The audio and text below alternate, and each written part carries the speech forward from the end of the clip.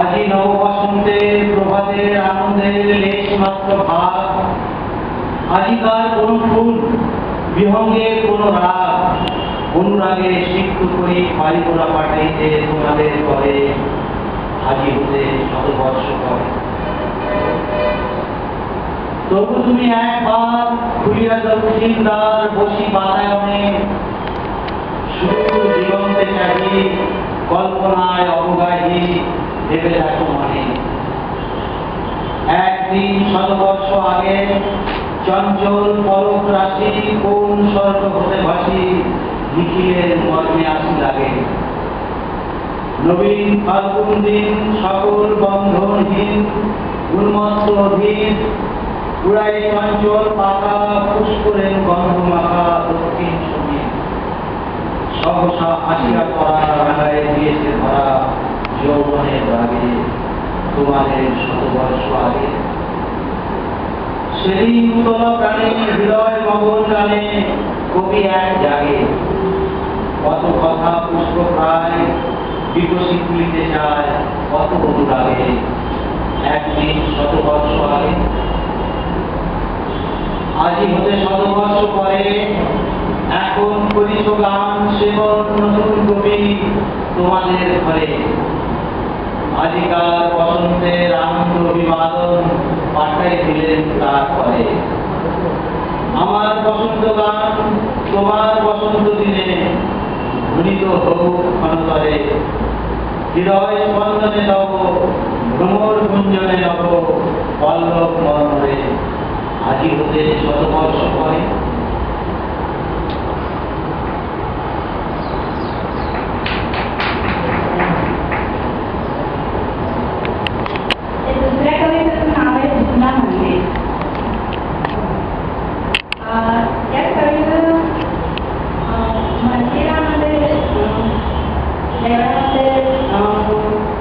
पूजन करणाऱ्या भक्तांना उद्देशून म्हणतात की अरे तुला असू दे असं बुद्धद्वार बंधद्वार करून तू देवालयाच्या आतमध्ये कोपऱ्यामध्ये कोणाची आराधना करतोय आणि अंधारामध्ये कोणाचं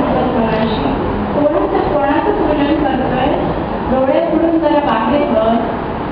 देवता घरात देवळात नाही मी देवता आहे कुठे, देव आहे कुठे. माटी शेतकरी तिथे जमीन नांगरून शेती करतोय तिथे आहे तुला ते वेळ. पुन्हा पावसात जे मजूर दगड फोडतात आहे माती घालतात आहे तिथे तो देवला लागले. आता तुझे पवित्र स्वच्छ अशी वस्त्र जर बाजूला ठेव आणि त्या मजुरांनी शेतकऱ्यांनी धुळी घातलेली वस्त्र घातली आहे त्यांच्याबरोबर आपली वस्त्र मागायला तुम्ही ये. त्यांच्याबरोबर या धुळीमध्ये मुक्ती तिथे मिळेल तुला. मुक्ती शोधत या बंद दरवाजाच्या तिथे नाही.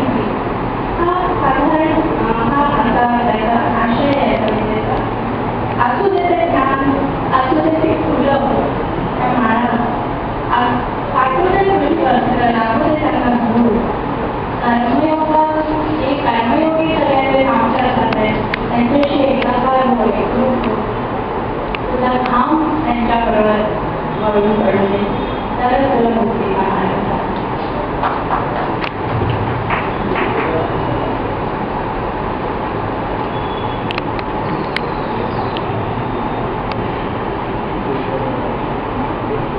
ধুলাবন্দি ভজন পূজন সাধন আরাধনা সমস্ত ভাগ করে রুদ্ধ রায়ের দেবালয়ের করে কেন আসি চলে অন্ধকারে উঠিয়ে আপন মনে কাহারে তুই পুলিশ সংগঠনে নয়ন মেলে দেখ দেখি পিছে দেবতা নাই ঘরে। তিনি গেছেন যেখানে মাটি ভেঙে করছে চাষার চাষ, পাথর ভেঙে কাটছে যেখানে পথ কাটছে 12 মাস। রৌদ্রে ঘরে আছেন সবার সাথে ধুলা তাহার লেগেছে দুই হাতে তারই মতন গায়ে উজাড় করে। মুক্তি, ওদের মুক্তি কোথায় পাবি? মুক্তি কোথায় আছে? আপনি প্রভু সৃষ্টি পালন করে বাঁধা সবার কাছে। তারপরে ধ্যান, হাতে ফুলের গাড়ি, শিরুপ বস্ত্র, লাঘু ধুলাবাড়ি, কর্মযোগে তার সাথে এক হয়ে ধর্ম করুন চলে।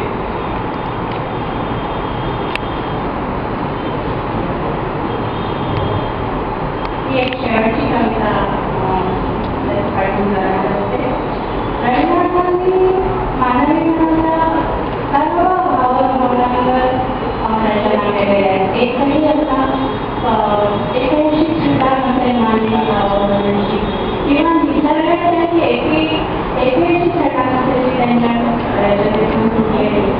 मृत्यूवर रविनाथांनी ते खूप चिरडलं. त्यांनी अनेक कविता त्यांच्या मृत्यूवर लिहिल्या. ही कवितांची विदाय म्हणून विदाय ज्याला आपण पांढरी विदाय असा असायचा. ते म्हणतात मृत्यूच्या वेळी त्यांचं एवढं केला खूप सुंदर आहे हा मृत्यू जो काही आहे जीवनाचा भाग त्याला असं सुंदर होते. त्याच्यात दुःख वाटून विषाद वाटून त्याचं सौंदर्य घालवून शकते, घालवू नये. हा जो विच्छेद आहे भीती पण वाटू द्यायची की काही गरज नाही. अतिशय शांत निशब्द हे समापन जीवनाचं घडून येते. मृत्यूला महासुंदर म्हटलंय त्यांनी. मृत्यूला उद्देशून ते म्हणतात हे महासुंदर, ते महासुंदर माझा विषाद सौम्य करते आणि एक क्षणभर काम आणि मला आशीर्वाद दे. आणि हा जो क्षण आहे विदायचा हा अतिशय प्रशांत सुंदर असा मला करून देते.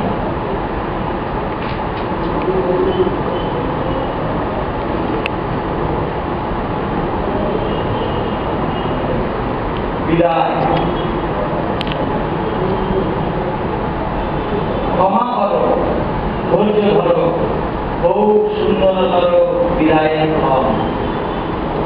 মৃত্যু নয়, ধ্বংস নয়, নহে বিচ্ছেদের ভয়, শুধু সমাপন।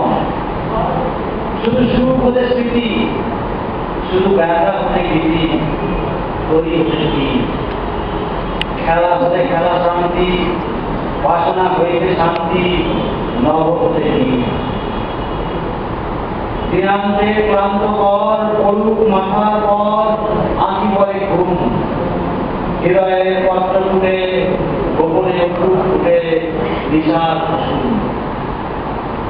আরতির শঙ্খ রবে, নামিয়া আসুক তবে পূর্ণ পরিণাম। হাসি নয়, অশ্রু নয়, উদার বৈরাগ্যময় বিশাল বিশ্রাম। প্রভাতে যে পাখি সবে গেছিল পলরবে, আমুক এখন। প্রভাতে যে ফুলগুলি জেগেছিল মুখগুলি, মধুর নয়ন।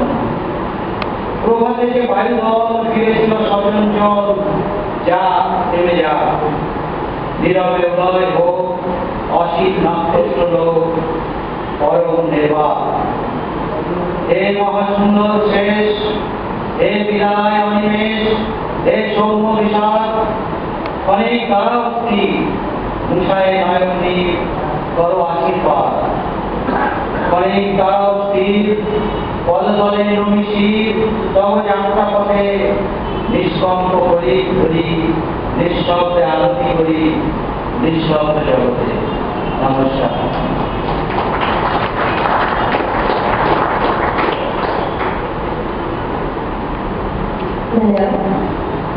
रवींद्रनाथांचं लेखन इतकं विपुल होतं की त्यांच्या जन्मशताब्दी वर्षाच्या निमित्त साहित्य अकादमीनं त्यांच्या 101 कविता, 500 गीतं, 21 लघुकथा, 7 नाटकं, 3 कादंबऱ्या